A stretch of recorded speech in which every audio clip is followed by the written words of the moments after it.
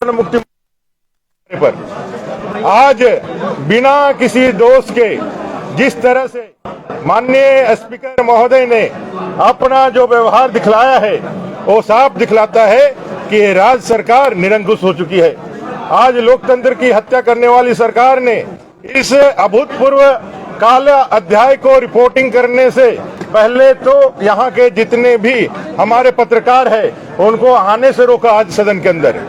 वहीं दूसरी ओर उन्होंने बड़े ही अमर्यादित तरीके से बड़े ही तेज में हमारे तमाम विपक्ष के साथियों को सीधे सुदीप सोनू जी के कहने पर, सरकार के कहने पर सस्पेंड कर दिया। उनका व्यवहार ऐसा था कि भाई कोई सिपाही सलार अगर मैदान में गया है और उनके आका ने कहा है और आका के कहने पर यदि उसने काम नहीं कर पाया तो जो झुंझलाहट दिखती है सिपाही सलार की, वैसे ही उनकी झुंझलाहट देख रही थी। और उन्होंने संविधान की मर्यादाओं को भंग करते हुए एक साथ पूरे देश के इतिहास में किसी विधानसभा के अंदर पूरे विपक्ष को सस्पेंड करने का, लोकतंत्र की हत्या करने का इससे दूसरा उदाहरण नहीं मिल सकता है।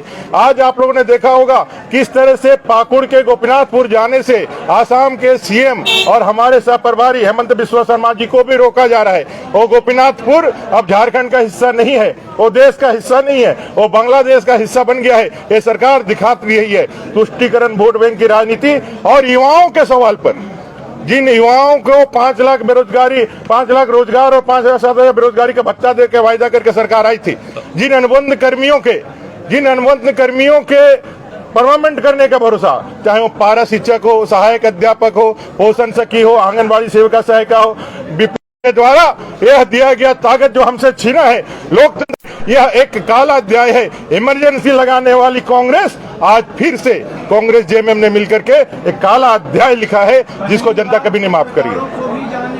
मैंने कहा तो पत्रकारों को ये इमरजेंसी है जो कांग्रेस जेएमएम कहती है कि भाई यहाँ अवैध एक डार्क इमरजेंसी चल रही है, एक हिडन इमरजेंसी चल रही है, उनको अपने गिरबां में झांकना चाहिए कि आज उन्होंने जो नंगा नाच किया उस नंगा नाच को जनता के बीच नहीं जाए। इसलिए पत्रकार सबको भी दर्शक दीर्घा में, पत्रकार दीर्घा में आने की अनुमति नहीं दी। ये साफ दिखलाता है कि यहाँ लोकतंत्र समाप्त हो चुका है, यहाँ तानाशाही सरकार है जिसने अघोषित इमरजेंसी लागू कर दी है। और हम सब भारतीय जनता पार्टी के सारे विधायकों ने एक कसम खाया है कि जब तक इस सरकार को उखाड़ के नहीं फेंकेंगे, युवाओं को उसका न्याय नहीं दिला देंगे, युवाओं के लिए यहाँ के अनुबंध कर्मियों के लिए 1 या 10 विधायक भी यदि हमको छोड़ना पड़े, उसको त्याग करना पड़े, तो हम भारतीय जनता पार्टी के विधायक इसके लिए तैयार है। इस संकल्प के साथ हम मैदान में जाने वाले हैं। सत्ता पक्ष का कहना है कि आप विधानसभा सत्र चलने नहीं दे रहे हैं। कौन सा सत्र नहीं चला है? उनकी मर्यादा, जो स्पीकर महोदय बड़े बड़े बातें कर रहे हैं, उनके मर्यादा वीडियो हमारे पास आप निकाल करके देख लीजिए 2014 से 2019, और विधायक के रूप में उनका आचरण देख लीजिए ना। बड़ी बड़ी बातें कर रहे हैं, संविधान की बातें कर रहे हैं। उस समय स्पीकर थे दिनेश उरांव जी, माननीय दिनेश उरांव जी, किसने जूते फेंके थे उनके ऊपर?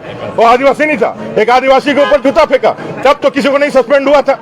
हम लोगों ने तो कुछ किया क्या? जूता फेंका क्या?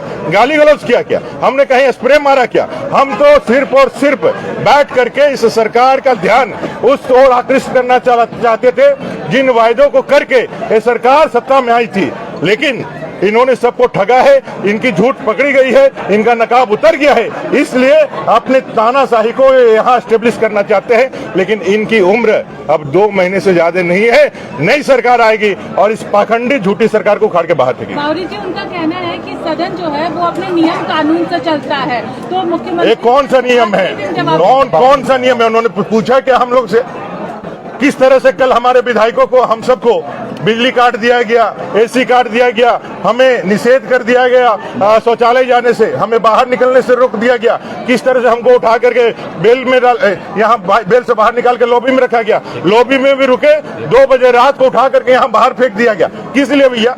ये कौन सा कानून में लिखा हुआ है? और कौन सा ताकत आपको दिया हुआ है? ये बपोती नहीं ना आपका, ये विधानसभा इनको लग रहा है कि उनको रजिस्ट्री मिल गया है, उनको किसी वायसराय ने यहाँ रजिस्ट्री कर दिया है और यहाँ बैठे हुए हैं। ये आपकी बपोती नहीं है, ये भारत के संविधान और लोकतंत्र का सबसे बड़ा मंदिर है और यहाँ जनता ने चुन करके हमको भेजा है। आपके कृपा से हम लोग नहीं आए हैं और ये बात आपको समझना होगा। और जिस तरह से आपने अपने अधिकारों का हनन किया है, ये जनता भी देख रही है और आपको उखाड़ करके बाहर फेंकेगी और बाबा साहब आम्बेडकर के संविधान को यहाँ लागू करा के रहेगी। हम लोगों ने 1975 के इमरजेंसी को भी लड़ करके हटाया था और इस अत्याचारी सरकार के इमरजेंसी को भी लड़ के हटाया। क्या रहेगी आगे की रणनीति? आगे हम लोग मैदान में हैं, जनता के बीच है। हमारे सारे माननीय विधायकों को कल तक के लिए निलंबित कर दिया गया है, सदन की कार्रवाई से बाहर कर दिया गया है। ये सारे लोग डरे हुए हैं, ये सारे लोग बौखलाए हुए हैं, सारे लोग तमतमाए हुए हैं। स्पीकर खड़ा होकर के ऐसे हाथ दिखा करके चैलेंज कर रहे हैं, ऐसे हाथ दिखा के चैलेंज कर रहे हैं। कभी लगा ही नहीं कि स्पीकर के पद में। यहाँ माननीय उच्च न्यायालय ने एक निर्देश दिया कि बांग्लादेशी घुसपैठियों का पहचान करो, बांग्लादेशी घुसपैठियों को पहचान करके उनको रेखांकित करके उनको बाहर निकालो। और ये स्पीकर जो खुद अथॉरिटी है, आज जिसके ताकत से हो हम लोग के ऊपर कलम चलाएं, वो खुद अथॉरिटी है, वो न्यायाधिकरण के खुद सभापति है, वो खुद बाहर क्या स्टेटमेंट देते हैं कि बांग्लादेशी घुसपैठ जैसा कोई मामला ही नहीं है। एक न्यायाधिकरण दूसरे न्यायाधिकरण को चैलेंज करता है और संविधान की बातें करते हैं, संवैधानिक परंपरा और विषयों की बात करते हैं। आप पूरी तरह से बायस्ड है, आप पूरी तरह से एक कार्यकर्ता के रूप में ऐसा कोई भी स्पीकर हम लोगों ने नहीं देखा है जो पार्टी का झंडा लेकर के और अबीर लेकर के इस मंचों पे जाए और अपने लोगों का कोई उदाहरण है आप लोगों के पास? हम लोग विधानसभा कितने स्पीकर रहे, चाहे सीपी सिंह जी रहे, रामनाथधारी जी रहे हो या दिनेश उरांव जी रहे हो, किसी स्पीकर ने ऐसा व्यवहार किया है क्या? इन्होंने मर्यादाएं तार तार की है, इन्होंने लोकतंत्र और परंपराओं का हत्या किया है और हम लोगों को नैतिकता और हम लोगों का आचार सिखा रहे हैं। खुद वो गिल्टी है, वो खुद इसके कल्प्रिट है और जनता इसका जवाब देगी। Thank you. धन्यवाद।